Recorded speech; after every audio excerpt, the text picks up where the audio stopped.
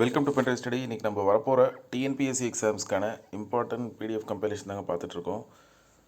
General studies previous year question நீங்கள் பார்த்தீங்கன்னா 2019 2025 வரைக்கும் கடைசியாக நடந்து முடிஞ்ச குரூப் 2 எக்ஸாமினேஷன் வரைக்கும் நம்ம கவர் பண்ணிட்டோம்.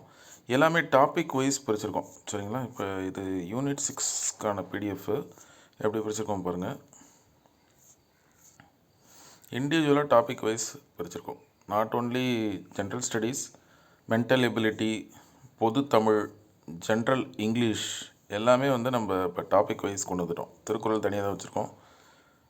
ரீசனிங் மட்டும் மொத்தமாக இயர் வைஸ் இருக்கும். இது எல்லாமே டாபிக் வைஸ் நம்ம பிரிச்சிட்டோம். இன்க்ளூடிங் கரண்ட் அஃபேர்ஸ் கூட இதை பாருங்கள், டாபிக் வைஸ் தான் இருக்கும், சரிங்களா? அது நீங்கள் பாருங்கள், உங்களுக்கு ஹெல்ப்ஃபுல்லாக இருக்கும்.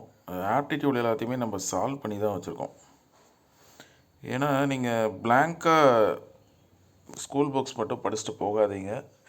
ப்ரீவியஸ் இயர் கொஸ்டினையும் ஒரு பார்த்துக்கோங்க. School book plus previous year question தான் ஒர்க் ஆகுமே ஒழிஞ்சு ரெண்டுத்தில் ஒன்று மட்டும் படிச்சுட்டு போனால் அது ஒர்க் ஆகாது, சரிங்களா? அதை பார்த்துக்கோங்க.